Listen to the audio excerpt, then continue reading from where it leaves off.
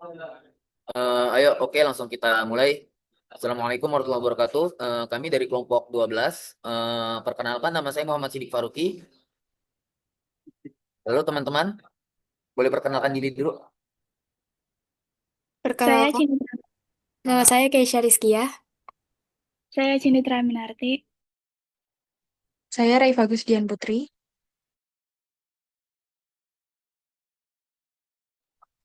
Eh, Kami dari kelompok 12 akan mempresentasikan dengan judul konsep Islam tentang lingkungan. Oke, langsung next.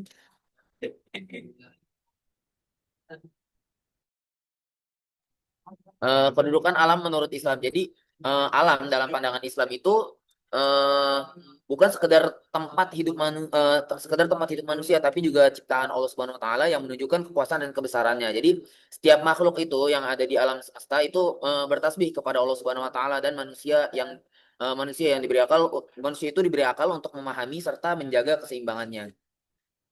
Seperti ada dalil di Quran Surat Al Imran ayat 190 dan 191 yang isinya tentang alam itu adalah tanda-tanda kebesaran Allah.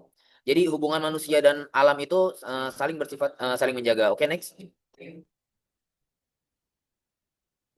Eh, Selanjutnya adalah manusia sebagai khalifah di bumi. Jadi manusia itu mempunyai peran penting sebagai khalifah, yaitu pengelola bumi yang bertanggung jawab menjaga dan memakmurkannya. Jadi jika ada orang-orang atau sebagian orang yang merusak bumi itu, maka mereka itu tidak bertanggung jawab dan menjaga bumi. Dan Islam itu menolak segala bentuk kerusakan alam. Ya seperti contoh-contoh lawan-lawan para nabi kita ya, seperti Firaun, terus Abu Jahal, Abu Lahab dan lain-lainnya.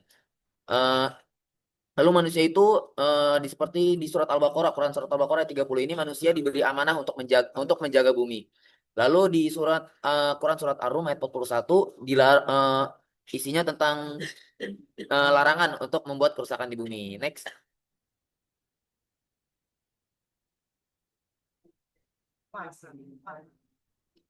Selanjutnya adalah menjaga alam adalah ibadah. Nah, jadi yang disebut ibadah itu nggak cuma yang kita tahu kan cuma sholat, haji dan segala macam ya. Nah, ada ibadah-ibadah lain selain yang ada di rukun Islam itu seperti ini salah satunya adalah menjaga alam, senyum dan lainnya.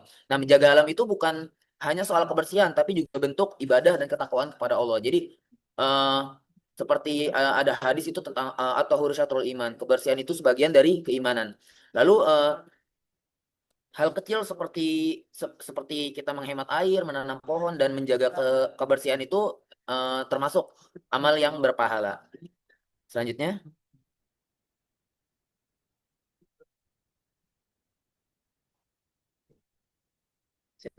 Selanjutnya ada pengertian dan hakikat kerusakan lingkungan.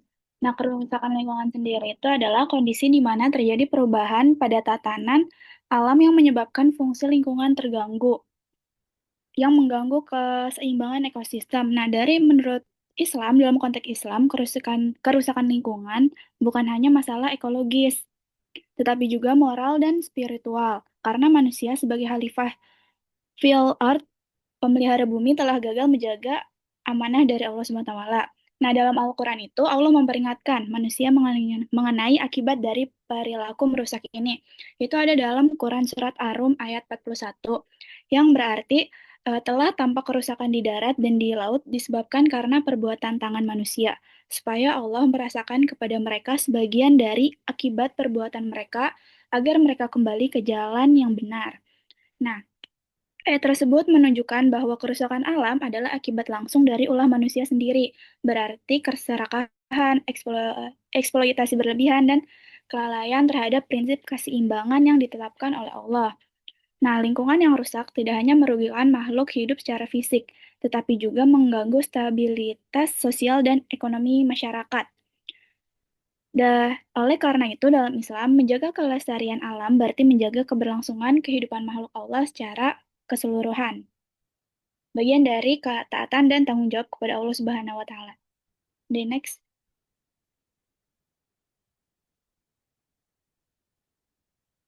Nah, faktor penyebab kerusakan lingkungan ini ada dua ya. Yang pertama itu ada faktor alam. Misalnya gunung meletus, rusaknya lahan, korban jiwa, abu vulkanik. Yaitu menyebabkan kerusakan lahan pertanian, kematian makhluk hidup, dan kerugian ekonomi. Kemudian ada gempa bumi. yaitu mengguncang permukaan bumi, menghancurkan bangunan, menimbulkan longsor dan tsunami, menyebabkan kehancuran infrastruktur dan juga banyak korban jiwanya ya kalau dari gempa bumi. Kemudian ada banjir, kekeringan, dan perubahan iklim ekstrim yang menurunkan hasil pertanian dan menyebabkan krisis pangan, yang dimana mengganggu stabilitas ekosistem. Kemudian faktor manusia. Faktor ini menjadi penyebab utama kerusakan lingkungan. Yang pertama ada penebangan hutan liar, yaitu menyebabkan banjir, erosi, hilangnya habitat. Yaitu penebangan hutan secara liar ini misalnya hutan ditebang tanpa rehabilitasi menyebabkan erosi, banjir, dan kepunahan flora fauna. Nah, dalam Islam, tindakan seperti ini termasuk bentuk fasad fil art, yaitu kerusakan di muka bumi yang dilarang oleh Allah. Kemudian pembuangan limbah dan polusi udara, yaitu pencemaran air, tanah, dan udara. Itu di mana limbah industri rumah tangga serta kendaraan bermotor menimbulkan polusi yang merusak ekosistem. Nah, pencemaran air ini menyebabkan ikan mati dan air tidak layak konsumsi, sementara pencemaran udara menyebabkan penyakit pernapasan. Nah, kemudian ada pembakaran hutan dan eksploitasi sumber daya berlebihan, yaitu menyebabkan pemanasan global. Nah, ini itu dari penambangan liar, pengambilan batu bara, minyak, dan gas tanpa memperhatikan daya dukung lingkungan menyebabkan kerusakan tanah, pencemaran sungai, serta ketimpangan ekonomi. Kemudian gaya hidup konsumtif dan tidak ramah lingkungan. Itu misalnya kayak penggunaan plastik, produk sekali pakai, serta pemborosan energi mempercepat degradasi lingkungan alam. Nah, kecelakaan manusia inilah yang sering digambarkan dalam Al-Quran sebagai penyebab fasad, yaitu perbuatan yang merusak keseimbangan alam yang telah diciptakan Allah dengan sempurna. Boleh di next. Nah, dampak kerusakan lingkungan, yaitu menurunnya kualitas hidup, yaitu air dan udara tercemar, kemudian penyakit melingkat. Nah, menurunnya kualitas hidup manusia, udara, air, dan tanah yang mencemar itu mengancam kesehatan manusia. Penyakit menular itu seperti diare, ispa, dan kanker menjadi meningkat akibat polusi. Kemudian punahnya keanekaragaman hayati, yaitu banyak spesies tumbuhan dan hewan punah karena habitatnya rusak. Hilangnya satu spesies dapat mengganggu keseimbangan ekosistem secara keseluruhan. Kemudian yang ketiga, perubahan iklim global, yaitu suhu bumi naik, es kutub mencair. Nah, ini tuh termasuk dalam perubahan iklim dan pemanasan global ya, yaitu emisi gas karbon dioksida dan metana akibat pembakaran hutan dan aktivitas industri meningkatkan suhu bumi, yaitu dengan mencairkan es kutub dan menaikkan permukaan laut. Kemudian kerusaknya tanah dan air yang menyebabkan kekeringan, dan gagal panen. Nah, ini lahan menjadi kritis akibat erosi, penggunaan pestisida, dan limbah industri. Kemudian air tanah berkurang, sungai menjadi dangkal, dan terjadi kekeringan. Kemudian selanjutnya kerugian ekonomi dan krisis sosial akibat bencana. Nah, bencana alam akibat kerusakan lingkungan menimbulkan kemiskinan baru, konflik sosial, dan migrasi penduduk. Kan biasanya kalau misalnya ada apa namanya ada krisis, kalau ada bencana alam gitu, kalau misalnya banjir segala macam kan pasti tuh rumah-rumah kan langsung hancur. Nah, itu tuh menjadi kerugian ekonomi. Kemudian hilangnya kesadaran moral dan spiritual, yaitu manusia abai terhadap amanah Allah. Dalam perspektif Islam, perilaku merusak alam mencerminkan hilangnya rasa tanggung jawab dan amanah terhadap ciptaan Allah. Manusia lupa bahwa bumi bukan miliknya, tetapi titipan yang harus dijaga. Oke, boleh di next selanjutnya.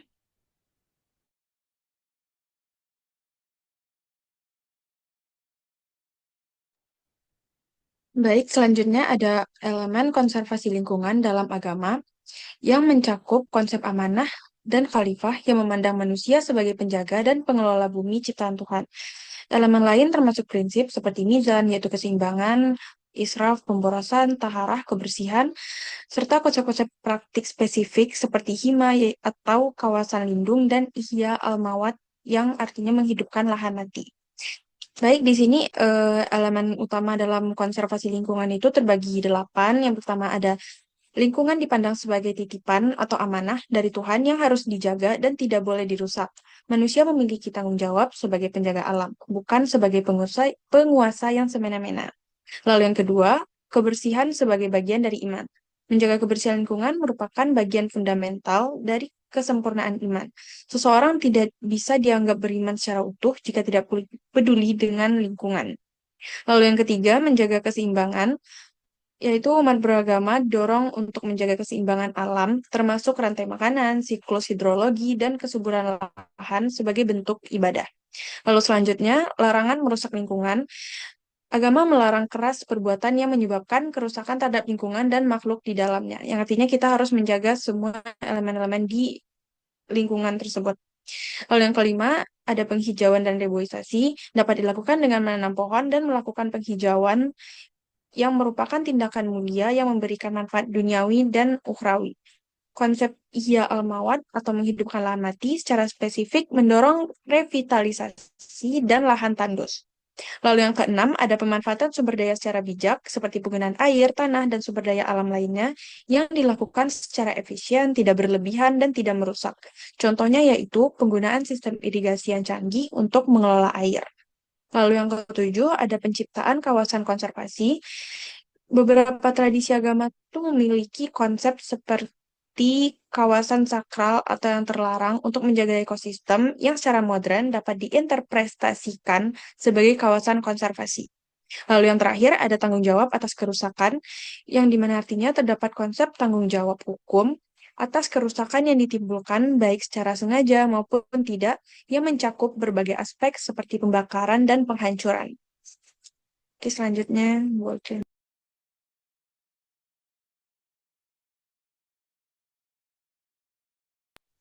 boleh di next.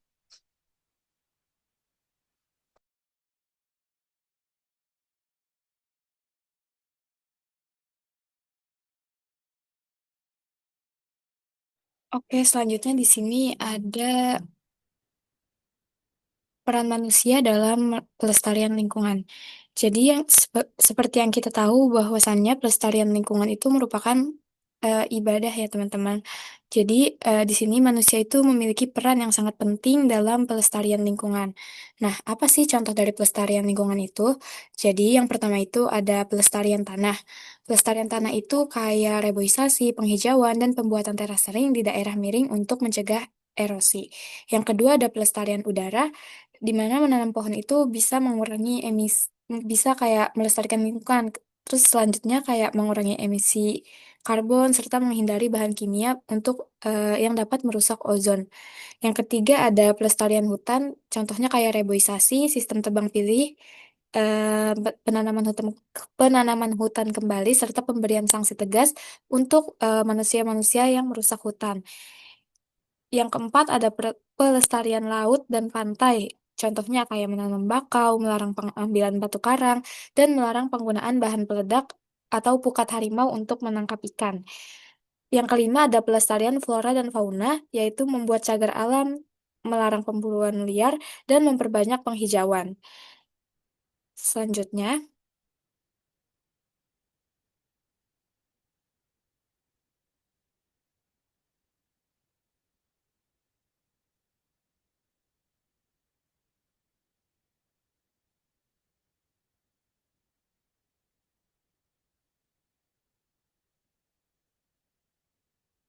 oke. Selanjutnya di sini, kenapa sih manusia itu harus melestarikan lingkungan? Jadi, manusia itu harus melestarikan lingkungan itu karena manusia diciptakan sebagai khalifah di bumi, yang artinya manusia itu memiliki tanggung jawab untuk mengelola bumi serta menjaga, bukan merusaknya. Seperti yang disampaikan dalam surat ini Al-Baqarah ayat 30 yang artinya ketika Tuhanmu berkata kepada malaikat, "Aku ingin menjadikan khalifah di bumi." Mereka ingat bertanya, "Apakah engkau hendak menjadikan orang yang merusak dan menumpahkan darah di sana? Padahal kami bertasbih, memuji dan menyucikan namamu." Dia berkata, "Sungguh aku mengetahui apa yang tidak kalian ketahui." Selanjutnya juga ada di dalam surat Al-A'raf ayat 56 yang artinya sesungguhnya rahmat Allah sangat dekat dengan orang-orang yang berbuat baik. Jadi, kata khalifah itu berasal dari bahasa Arab, kholafa yang artinya mengganti atau datang sesudah. Dalam konteks Islam, manusia sebagai khalifah itu diberi tugas untuk menjaga dan bertanggung jawab atas pelestarian lingkungan, bukan untuk merusaknya. Secara sederhana, khalifah berarti wakil atau pengelola.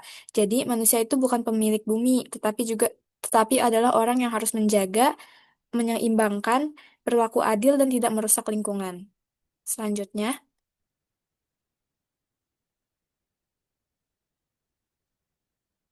Kesimpulan, yaitu manusia sebagai khalifah wajib menjaga dan melestarikan alam sebagai amanah dari Allah Subhanahu wa taala. Menjaga lingkungan adalah bentuk ibadah dan ketaatan agar keseimbangan bumi tetap terjaga, serta mencegah kerusakan yang dapat merugikan manusia dan makhluk hidup lainnya. Dengan melestarikan alam, manusia menunjukkan rasa syukur, tanggung jawab, dan kepedulian terhadap ciptaan Allah Subhanahu wa taala.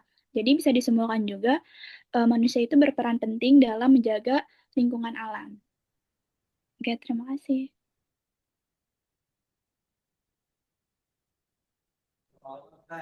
Oke, selanjutnya kita ke sesi diskusi. Bagi teman-teman yang ingin bertanya, dipersilakan untuk angkat tangan.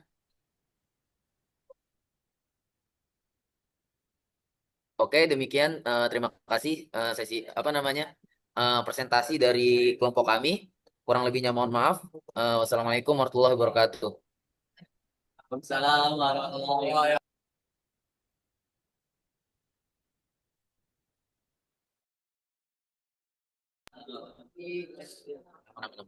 wabarakatuh.